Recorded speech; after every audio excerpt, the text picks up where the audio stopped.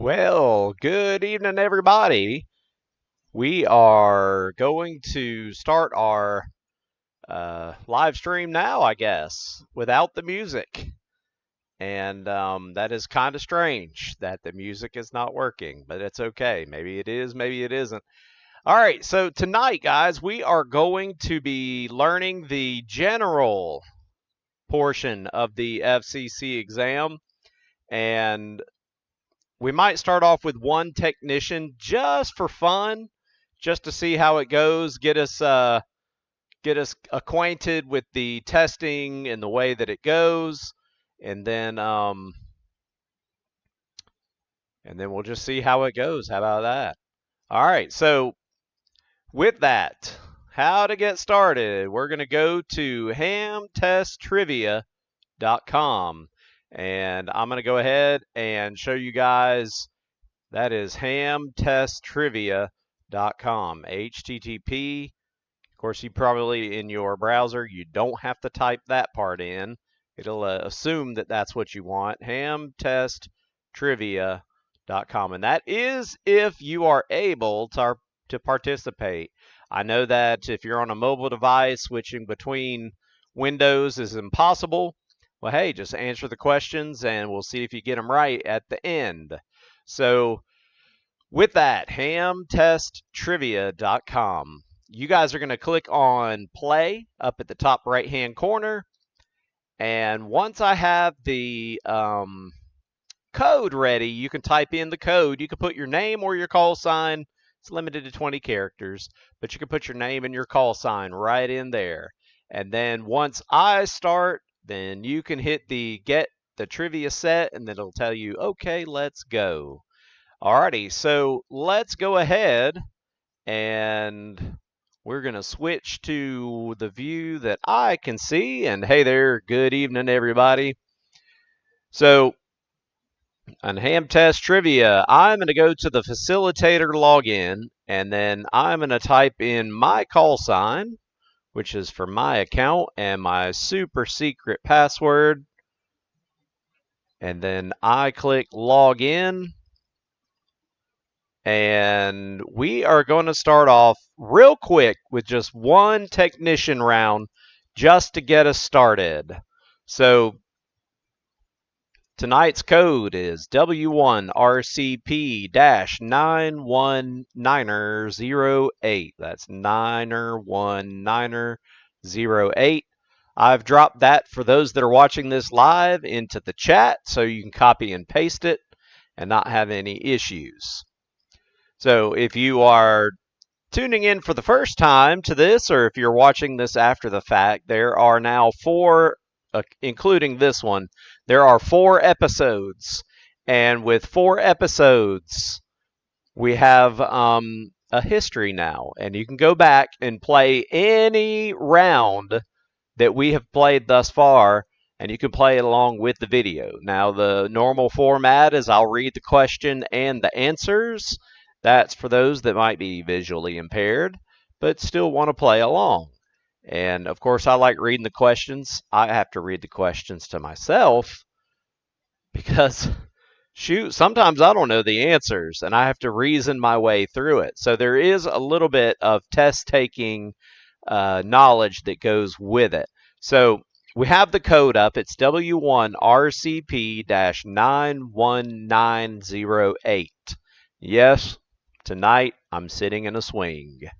My wife isn't home, so I get to sit in her swing tonight. All right, so I'm going to go ahead and start reading the questions while you guys are getting out there. We'll go ahead and get everybody acquainted with the system. So this guy right here is going to hang out in our way. And hopefully we can remember some of these answers from last week or the week before. Some of the questions that come up, we do get to see them again and again. So when is it permissible to transmit messages encoded to obscure their meaning? Y'all, I finally got it. I finally know the answer to this one. I'll just tell you that last week I said never. I was wrong. So it's interesting that I think that I said last week, I think the rule is that you have to have your call sign on your transmitter for your remote control airplane. But it's pretty neat, and I have not heard of many people that have done this. So might be worth looking into a deep dive to see when it is permissible to transmit messages that are encoded. And of course, if you're controlling something in space, you probably don't want that transmission, if you're the actual owner of such space station, amateur space station, you probably want to keep some of that a secret so something crazy or nefarious doesn't happen with your satellite. Alrighty, so going down, if you're just tuning in, the code to get in is W1RCP-91908. You go to hamtesttrivia.com/play.php.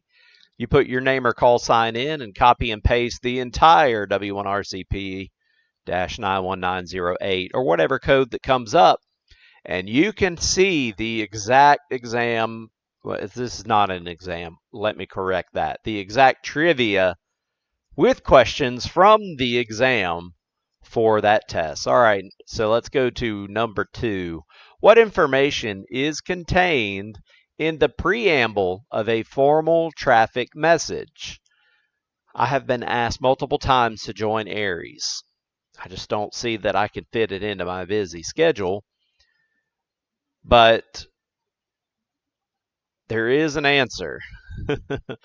And if y'all want to participate in the chat and throw out your answers in chat, especially if you're not able to participate in the actual online exam, go ahead and throw the answers. What do you think? So put the question number and the letter, and I'll read it out loud. I do know the answer to this one. I'm going to click it and move on. Alrighty, question number 3. This is from the technician. The T is for technician. 3 is the section. And then A is the subsection. And then this is question 9 from subsection A. I know in previous live streams I have royally butchered that, and I probably will again later. Which of the following results from the fact that signals propagated by the ionosphere are elliptically polarized? So we're looking for elliptical polarization. A lot of times a vertical, it sticks up like this. It's vertically polarized, meaning that the waves are going wee. And then if you spin that all the way around, I like to do Fusion 360. And in Fusion 360, I think it's called a revolve. But when you revolve it, it makes sort of like a donut shape. But that goes this way so that any other vertically polarized antenna gets that wave directly on it. Whereas vertically polarized goes this way. It goes boop. And if you revolve that around, then you get, boom, different angles of trajectory and all that jazz. But either vertically or horizontally polarized antennas may be used for transmission or reception. Or is it both the transmitting and receiving antennas must be of the same polarization? Now this is where on HF, so 30 megahertz and below, maybe even 6 meters, because 6 meters is technically VHF. It falls in the VHF range because it's above 30 megahertz. But that stuff gets all discombobulated into the air. So the answer is B. You can use either a vertical or horizontal or some variation thereof to do the same thing. So it doesn't matter when you're on HF. Alrighty, moving along. Which of the you know what? I do not know much about D-Star. I really don't. But which of the following must be programmed into a D-Star digital transceiver before transmitting?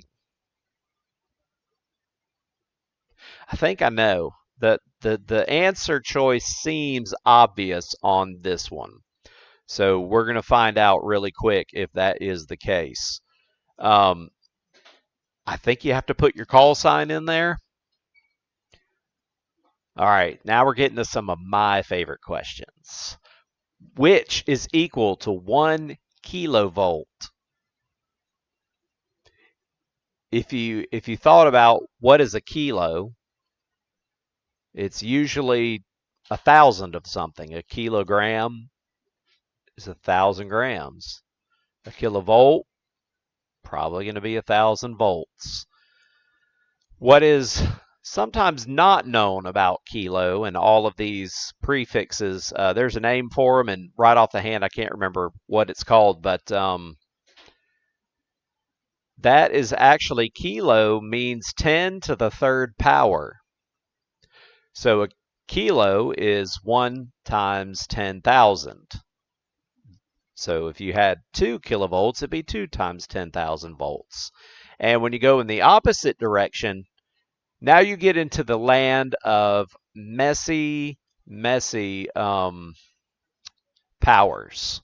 So a negative power, let's just use the milliamp. Negative powers, so like 10 to the negative 3 is a milliamp. It means multiply this number times 10 to the negative 3 to convert it back into its unit. So 1 kilovolt is not the actual unit. 1,000 volts is the unit. So with milliamps, a 10 to the negative 3 actually means 1 divided by 10 to the third power. And that's math. It's math. Hey, there's math involved with amateur radio. That's crazy. Okay, what is the function of, I don't like that there is a AN unless you read it an SPDT switch, but when I see SPDT, I see single pole dual throw. Single pole that can be switched in 2 different directions. So on the output of a dual throw means that there's 2 contacts that you can connect to. So is it a single circuit is open or closed? 2 circuits are open or closed. A single circuit is switched between one of 2 other circuits. 2 circuits are each switched between one of the 2 other circuits. Now I just demonstrated. These are the throws. This is the pole. It looks just like a pole. 1 in, 2 out, 2 choices. So a single circuit is switched between one of 2 other circuits. So as you learn this and you put this into your memory, so tonight's picture for the stream is me with an Arduino stuck to my noggin. I think it was an Arduino. Pretty sure it was. Anyways, the Arduino was stuck to my noggin, and that was so that we could upgrade our memory in our brains. So, last question. What is a symptom of RF feedback in a transmitter or transceiver? Now, a transmitter only transmits. A transceiver can transmit and receive, so it smushes them both together. Most modern radios are transceivers. A long time ago, you notice I almost started singing it, but transmitters and receivers were primarily 2 separate large boat anchor size boxes. And now they're in, we have what we have now. They could be as small as a lunch box, even smaller than a lunch box. Credit card sized almost. Matchbox size maybe. What is a symptom of RF feedback in a transmitter or transceiver? So, is it excessive SWR at the antenna connection? The transmitter will not stay on the desired frequency. Reports of garbled, distorted, or unintelligible voice transmissions. Now, for those of you that plan on doing Parks on the Air, that right there, if you get reports of terrible audio, that could be part of your problem. You might need to put a choke on your feed line. Or the frequent blowing of power supply fuses. I've already marked the correct answer on this one, and we are going to go ahead and roll with it. So submit trivia questions. Hooray! I got a 100, so go me. Alrighty, so let's check the answers. I hope that you guys trusted that I would have gotten the right answers on that one, but when we move to the general, I'm not going to have the right answers. But when we get to the end, we need to look at what the right answers are so that we can learn from our mistakes. Hey, learning from our mistakes, isn't that the best? Okay, so let's start a new game. This is going to be since this is only good for one more month and some change, we're going to go with it. But okay, never mind. I'm sorry. I'm thinking about the extra. The extra, it expires, I believe, on July 1st. Okay, so our new code is W1RCP-55221. And for those that are watching live, I'm going to drop that into the chat box. And if you guys are with us, go ahead and chat along with me. I made it where I can see the chat in real time tonight. And I also fixed my window issue.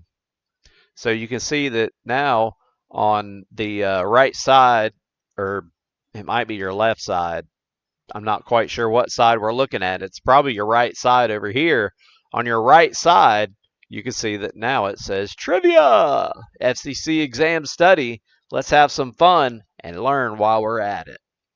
That's not what it says. I actually can't read it. It's too small from where I'm sitting. The code is W1RCP-55221.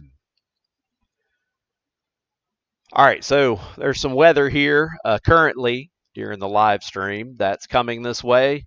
I don't think anything's expected during this live stream portion, but if I were to disappear, it's because the power went out. Okay, so repeaters on 10 meters. I said this a couple of weeks ago. What portion of the 10-meter band is available for repeater use? I'm pretty sure it's between 29.5 and 29.999. So we'll go with that. Which mode is commonly used for voice communications on the 17 and 12-meter bands? This one's the easy one, I believe. What do y'all think it is? If you're anywhere above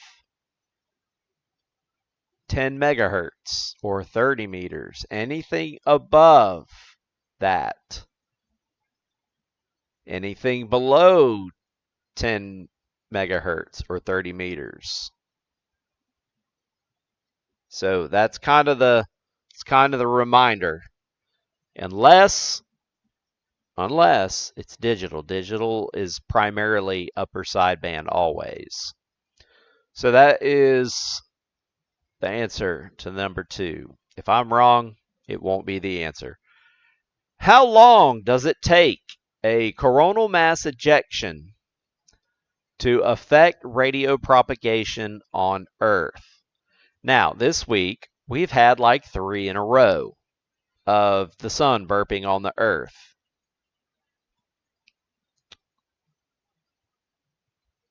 It's pretty fast. It's really fast. Actually, the geomagnetic portion, I think that's the part that takes a minute to get here, and more than a minute. When I say a minute, I mean much, much more than a minute. Okay, what is the effect on... Now, this is interesting. You know, I mentioned the other day about CW being on the exam for the general. What's also interesting is the fact that we're still talking about plate current. Now, here's why. Solid state hasn't quite taken over. This is an opinion based on what I've seen, but solid state hasn't taken over RF power amplifiers. Power amplifiers are still primarily run by vacuum tubes for the most part. But what is the effect on plate current of the correct setting of a vacuum tube RF power amplifier's tune control? So plate current. And I think I rationalized through this one by saying when I built guitar amps, you didn't want a red plate, which means overdrive it, turn it so hot. So effect of plate current.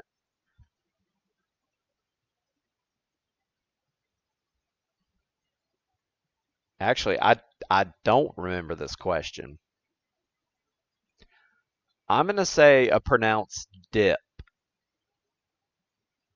Because I think if the current dips on the plate, means that the current is going somewhere. That is my theory. That there's a power transfer at that point. The reflected coming back. I'm just talking out of my butt right now. We'll move on in just a second.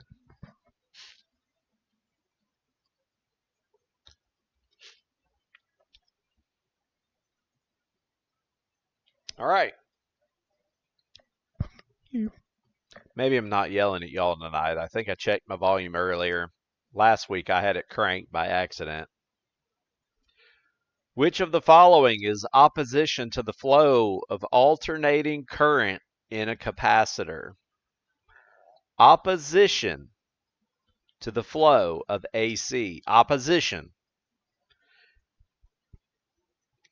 It's a resistance of sorts, but it's a different type of resistance. Because it has to do with alternating current, it is actually called something else that also starts with an R. Now, conductance is the inverse of resistance, so it's reciprocal. Conductance is called Mohs. I think it's also called Siemens, if I'm not mistaken, but MHO is ohm backwards.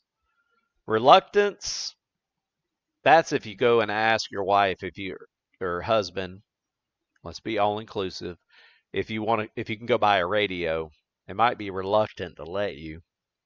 Admittance, well, if it's opposition, admitting it, that I think I narrowed it down for you. It's always pick C.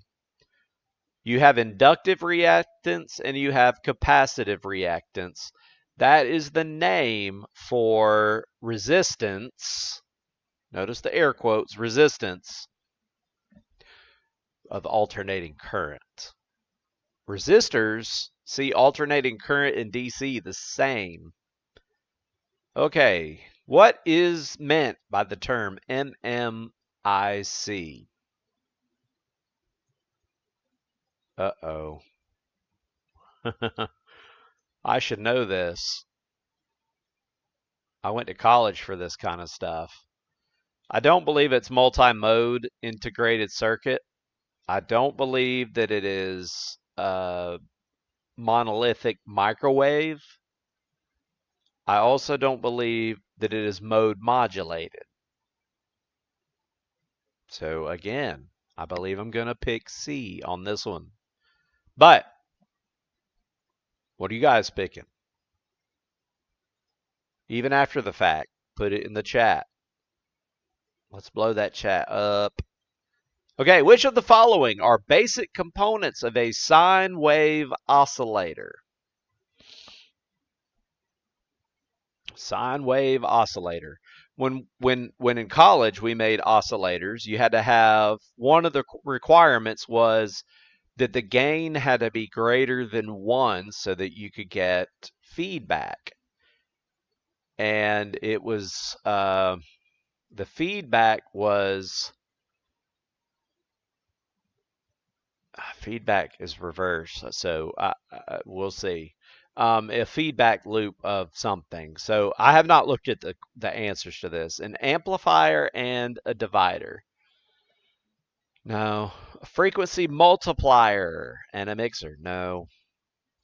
A circulator and a filter operating in a feed-forward loop.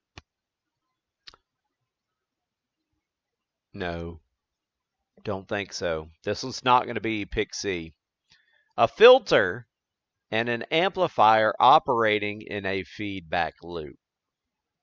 So, why is there a filter? Do you know why there's a filter?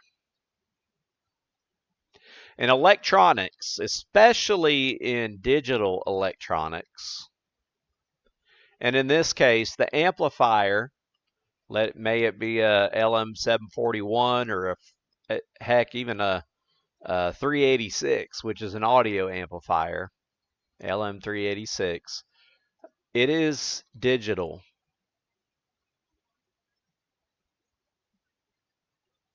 I think so. But anyways, if you get it to oscillate, it's basically turning on and then turning right back off.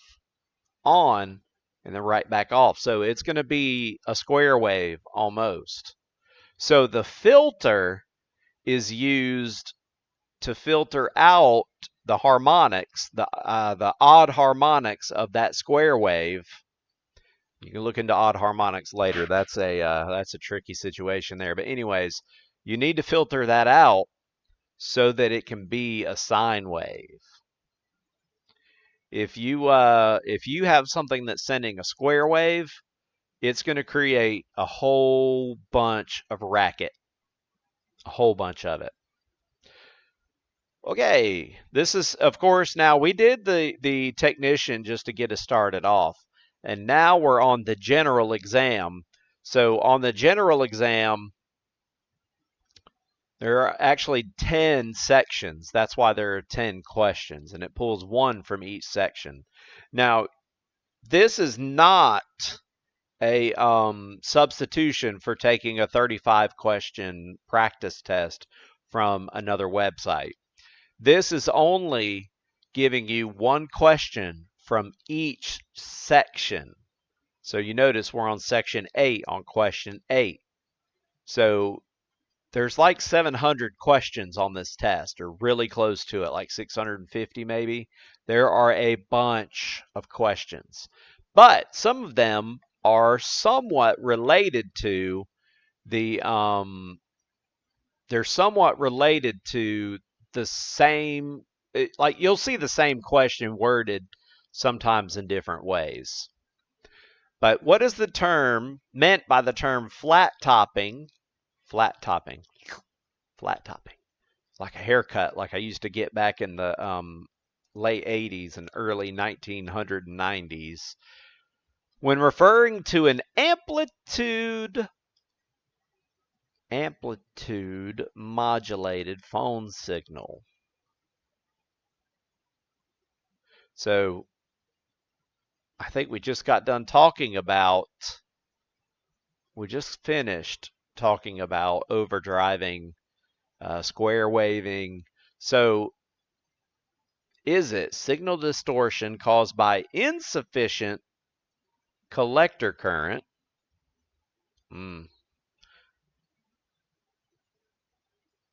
That sounds interesting. The transmitter's ALC, automatic level control, is properly adjusted.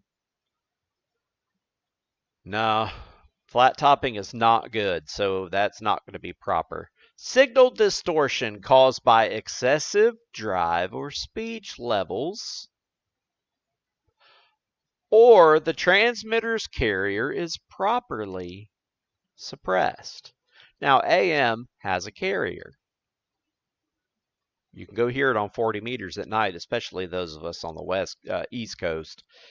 You can hear an AM carrier. If you tune off of it, especially in SSB, you'll hear it. But this one just happens to be letter C.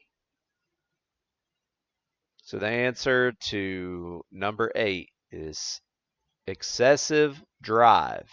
So you're flat topping. It's the power supply is running out of room when it flat tops.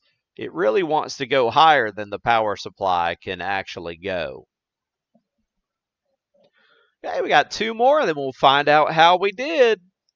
Which of the following best describes the radiation pattern of a quarter wave ground plane vertical antenna? Holy cow. Go back to the beginning later and you'll notice I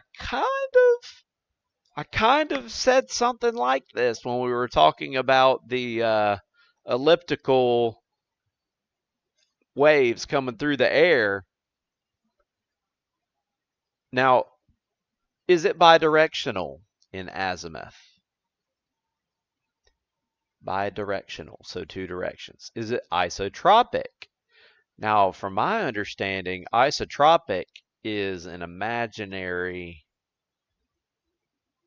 antenna. Is it hemispherical or is it omnidirectional in azimuth? Now, we're talking about a radiation pattern.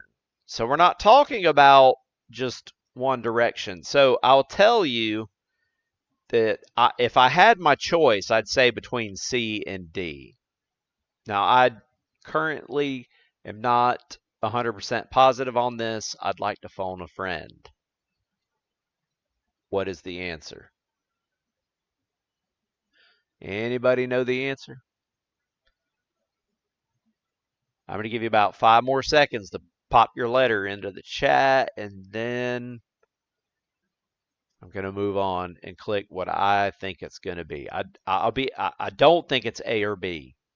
Although an isotropic, or isotropic, that's probably how you say it, is an imaginary antenna that is what we compare other antennas gain to. So when you see dBi, that's decibels compared to an isotropic antenna. Tropic. I don't know how to say it.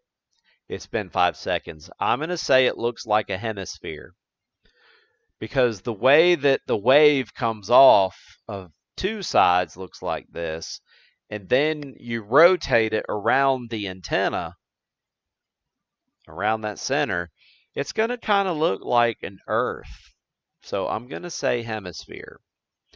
And I think hemisphere is only half, right? So maybe it stops at Earth, so it's only looking like that.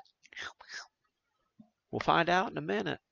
Again, any of these things, if they pique your interest, go do some web research on them. Go check it out. That's the beauty of amateur radio is we should not stop learning. That's why I've been doing this. I'll do this if it this is what we're doing right now, guys. We are just checking, learning, making something new in our brains click. Which of these choices should be observed when climbing a tower using a safety harness? Now, I've done this. I've climbed a tower. I'm slightly overweight, getting older, starting to fit that ham personality. No offense to you guys that are in shape, but I climb towers. I have a 25-footer out in my backyard. I have to go up there and do maintenance occasionally. When I climbed that tower, when it was at another location, it was 50 feet. And it was held together with dollar store hardware. I risked my life for that antenna. It was scary. Okay, which of these choices should be observed when climbing that tower? Always hold on to the tower with one hand. Lord knows I'm always holding on for dear freaking life. Confirm that the harness is rated for the weight of the climber and that it is within its allowable service life. So if you leave your climbing tower or climbing belt hanging or harness hanging out on the fence out back all year long, it's definitely not going to be within a service life. Ensure that all heavy tools are securely fastened to the harness. Listen, if you got something as small as a freaking penny, you probably don't want to be dropping it off of a tower. I'm going to go with all of these choices are correct. Now, my 25-foot tower, or 30, honestly, I don't even know how tall that thing is. I think that the tippy top of it might be at 35 feet. After the pole jumps up there, I need to go out there and just drop a tape measure. All of these choices are correct. I throw the batteries down from my weather station and watch them hit the ground. It's fun. But also, I climb the tower by myself. Oh, dear Lord. I guess I need to go find out which ones I missed.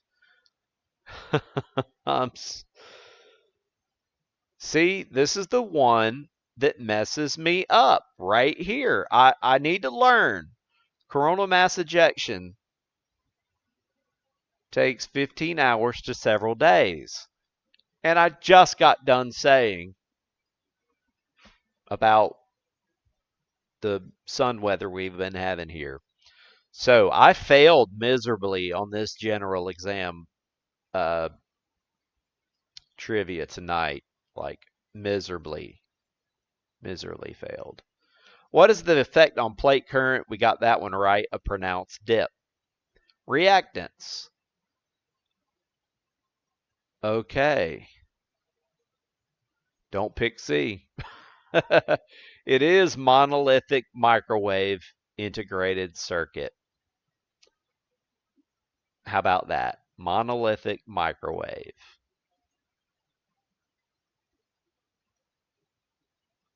Okay. Omnidirectional in azimuth. Well, I gave you my reasoning. I was wrong. That's okay. Seriously? Seriously.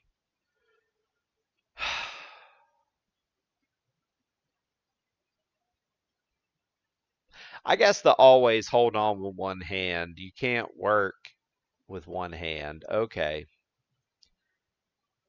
Thinking about it now, all choices are not correct. Hey, so that happens. Okay, so let's go back up to the facilitator section and start new game. Boop. I'll copy this now. Do not start your exam yet. Or your test until I click this button. Once I click that button and you see this screen with the yellow, then you can go ahead and enter. I'm going to paste that into the chat window for those that are here.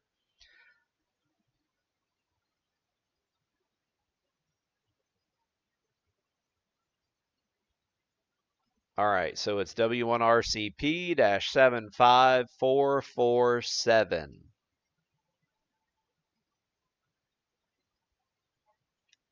I'll take a drink while you guys get in there.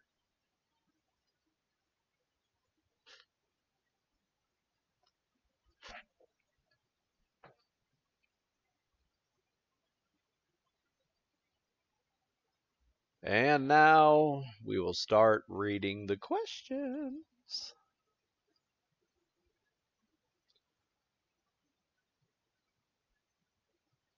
Okay.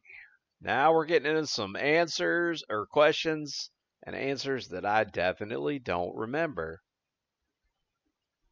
What action is required to obtain a new general class license after a previously held license has expired and the 2-year grace period has passed?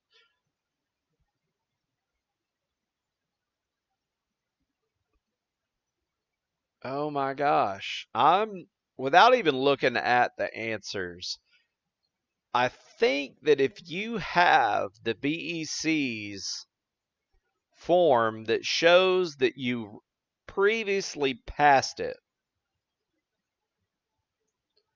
I still think you have to retest. So let's look at the answers. Have a letter from the FCC.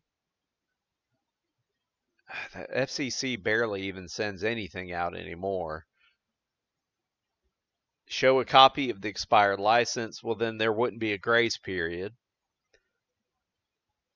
Contact the FCC. Good luck with that. The applicant must show proof of the appropriate expired license grant and pass the current element 2 exam. If that is you tonight, that's probably what you have to do. Why do many amateurs keep a station log? I learned, and I knew this. That prior to I want to say 1982. Don't quote me on the date. I know that back in the day, you had to keep a record of every contact. So the FCC requires a log. The FCC requires a log. The log provides evidence of operation needed to renew a license without retest, or to help with a reply if the FCC requests information about your station.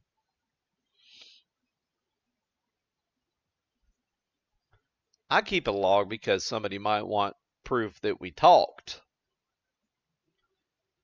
But you don't need it for renewal of a license. That is old news. If you go watch my bait click video, you'll see that in that particular video, I already knew that there were old requirements, but I think that one's D. Long time ago, the FCC required that you had a minimum hours of operation, documented operation. So that's what your log was for. That showed that you operated for a certain amount of time before you could renew your license. Glad they don't do that anymore. You can just have the license and never do a dang thing with it. What type of propagation allows signals to be heard in the transmitting station's skip zone?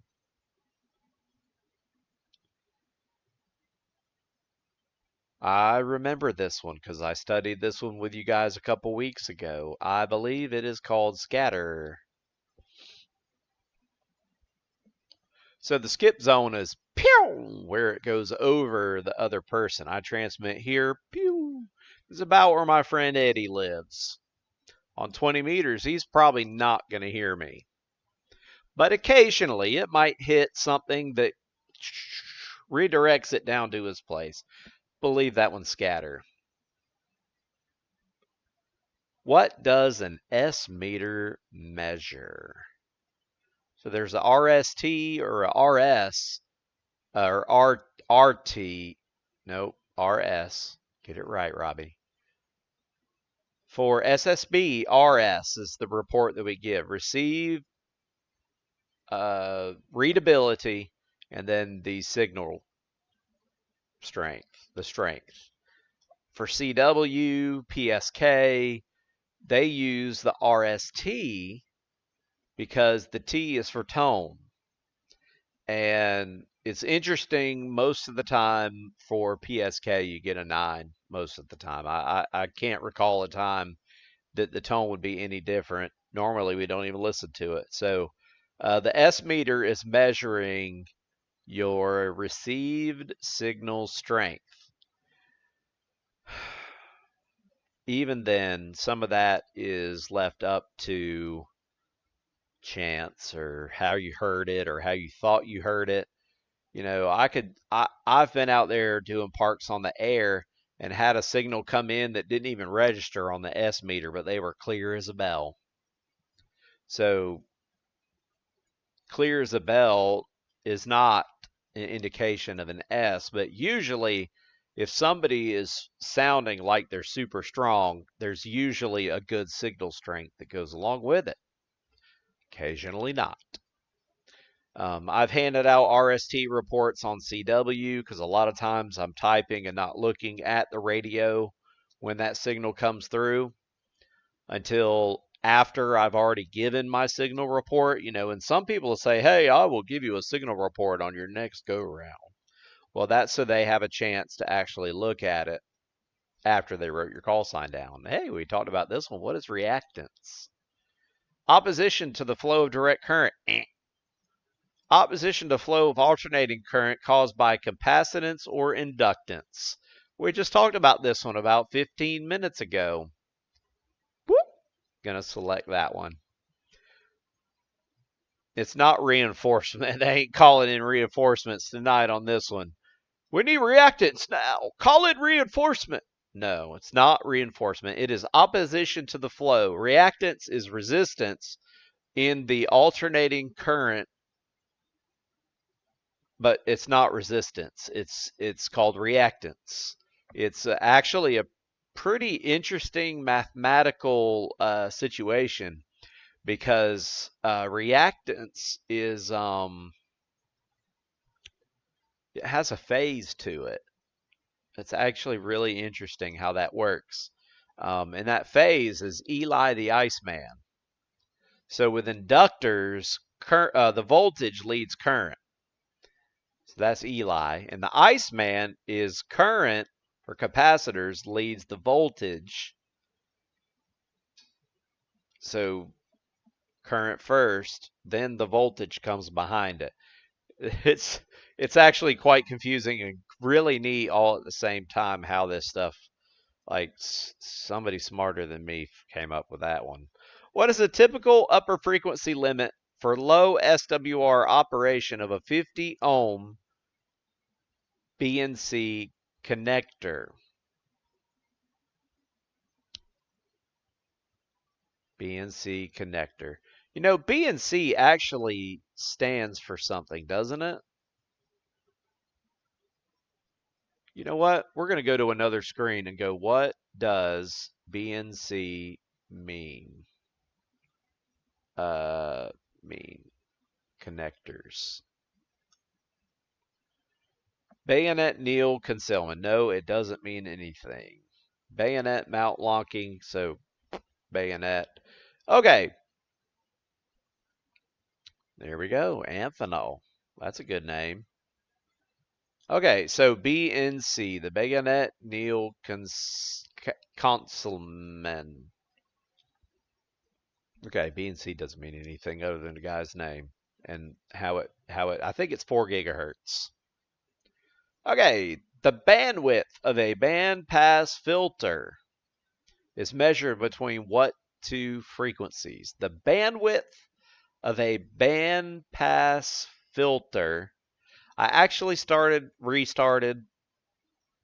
re-engaged a project where I'm building some bandpass filters. I tested them with an NCVEC, and because Alan at Tech, W2AEW, he got a phenomenal channel on YouTube, but he does a lot of videos with an NCVEC. I actually heard that our mutual ham friend Pat W5WTH, I love his call sign, Warp Speed Pat, but the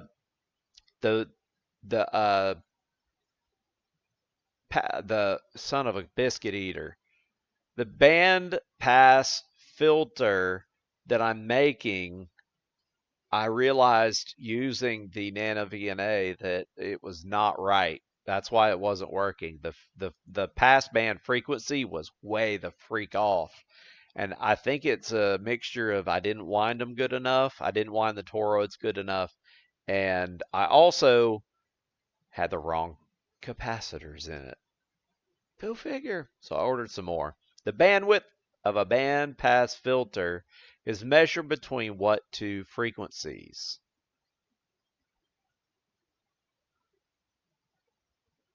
Is it upper and lower half power? Well, let's think about that. -3 decibels is the frequency cutoff for filters usually. So I believe that's the right answer based on that alone. frequency cutoff, the cutoff frequency of a filter is usually -3 decibels. So I'm going with upper and lower half power. There's also, you could choose from cutoff and roll off. Those sound good. Pole and zero. Image and harmonic. Nope.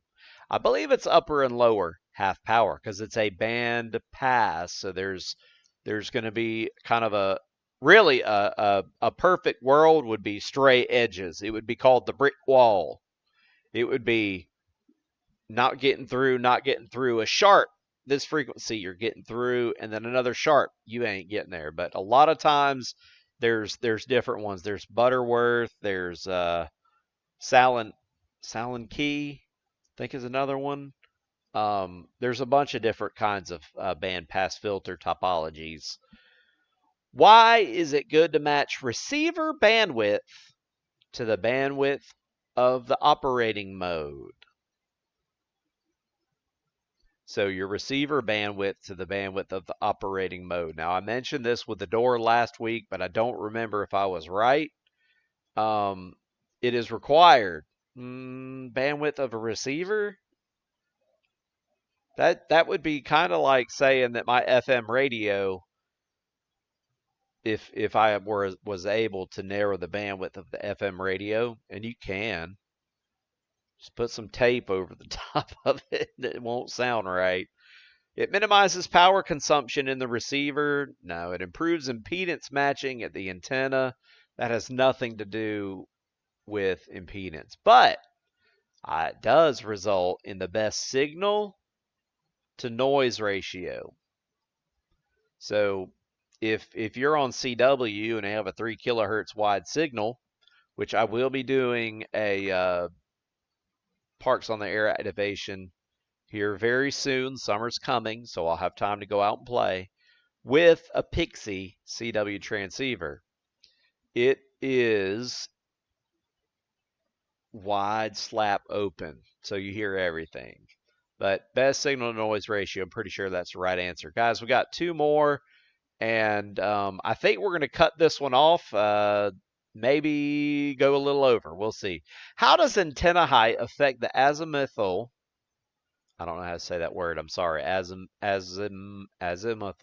radiation pattern of a horizontal dipole HF antenna at elevation angles higher than about 45 degrees. So how does antenna height affect the radiation pattern?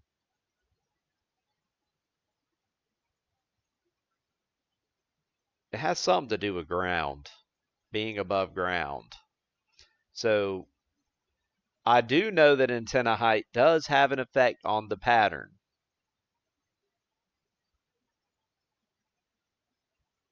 If the antenna is less than a half wavelength high, the azimuthal pattern is almost omnidirectional.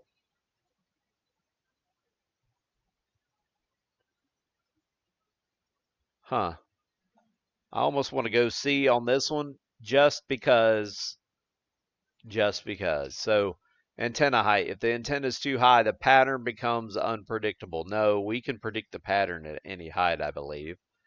The antenna height effect, the radiation pattern at elevation angles higher than about 45 degrees.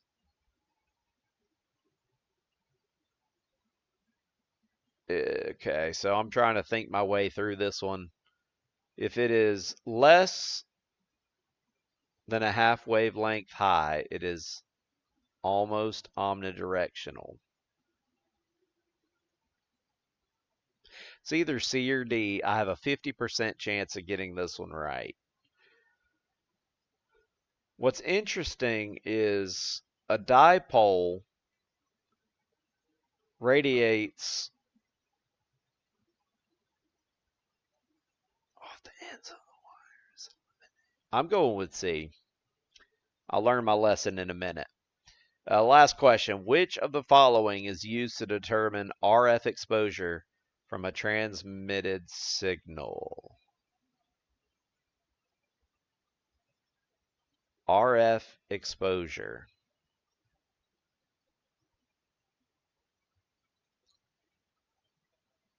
Duty cycle, its frequency, its power density, or all of these choices are correct. Now, I've done one of these.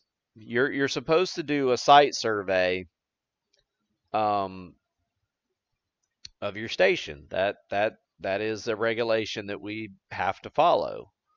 And I believe that it is all of these choices because the duty cycle of CW is different than the duty cycle of an FT8 signal, which is on for 15 seconds at the time. Whereas CW is only on for just a little bit. It's short. But if you're holding a whole conversation or making a bunch of noise on the AM and you hold a long 3 or 4 minute dissertation, its duty cycle is going to be very much higher. So I'm going to go with all of these choices are correct. Because also frequency plays a big part. The lower the frequency, the less effect it's going to have. But think about going back to the microwave. 2.4 gigahertz heats our food up. So watch it just be the frequency. I'm going to submit and just pray. Holy cow. I actually cannot believe that. Well, y'all learned tonight, general takes a lot longer to get through. The questions are worded a little bit more difficult, and the technicality of the questions is a little bit more, so that the amateur radio operators or prospective operators going from technician to general have a little bit more knowledge and a little bit more skill. That's really what it's about. You may not go build your own radio or amplifier or anything like that, but you do need to know about the proper operation. I don't even own an amplifier. I have access to one through the club. Another guy's hanging on to it, and I don't even think he's allowed to use it because his wife won't let him.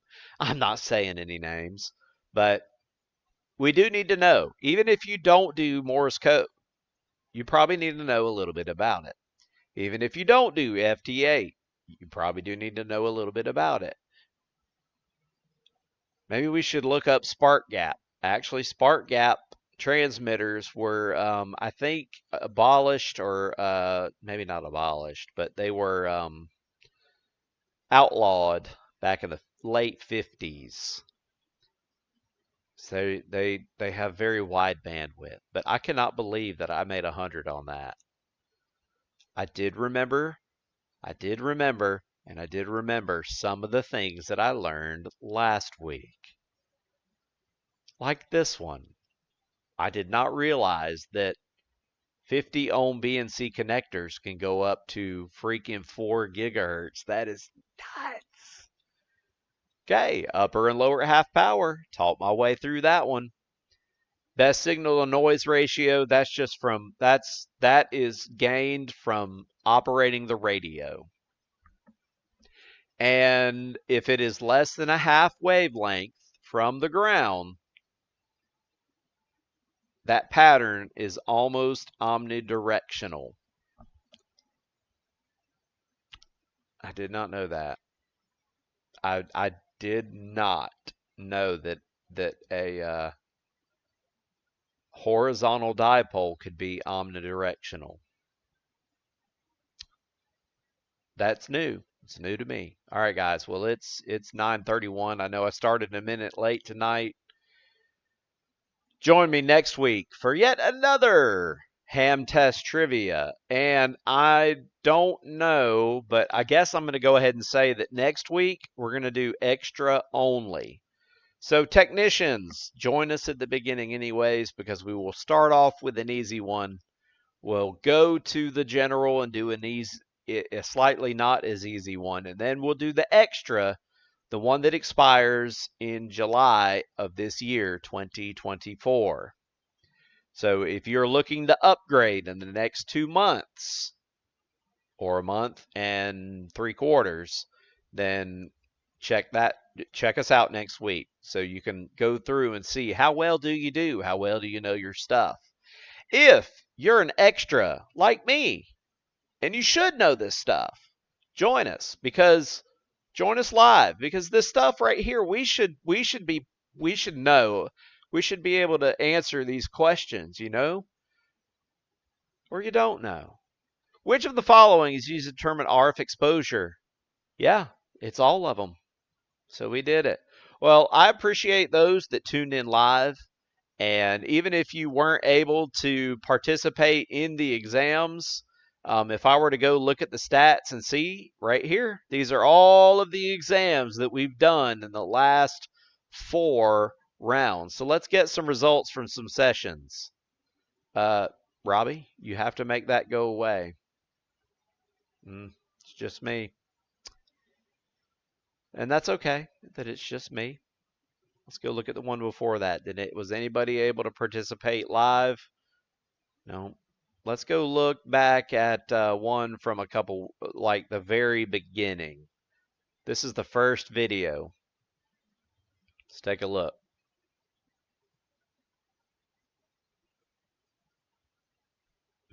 Better. That was not the first one.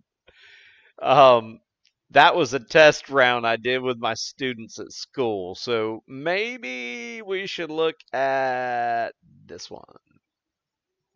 That's funny right there. Watch this one be have a bunch of the, okay, so maybe folks aren't participating. That's what I'm gathering from this little charade here, is that folks are not participating. Oh, well, it is what it is. I'm going to do it regardless. I'm having fun sitting here chatting and talking about what I know and don't know and reasoning. And hopefully I am helping the amateur radio community through this ham test trivia night on Thursdays. If Thursdays don't work for you, let me know. Do I need to move this to another day that is better? Are you hitting the bars for their trivia tonight at 8:30? Is that what's going on? I'll be glad to move it if it is not conducive to other people. And maybe we just need to go to every other week. I don't know. We'll see. So again, I appreciate everybody that tunes into this either live or not live. After the fact, it's here if you need it. It's here if you don't. It's kind of like the old supper terminology. Supper's on the table. It's there if you want it. It's there if you don't. If you don't partake, you go to bed hungry. So I'm Robbie, W1RCP, and I've had a great time this evening reading through some of these tougher questions. Next week, general only. Not really. We'll do technician, general, and then we'll do extra to close it out. We probably won't fit but 1 or 2 in the hour, so we'll see. All right, thanks so much for tuning in. I'm Robbie, and I'm out.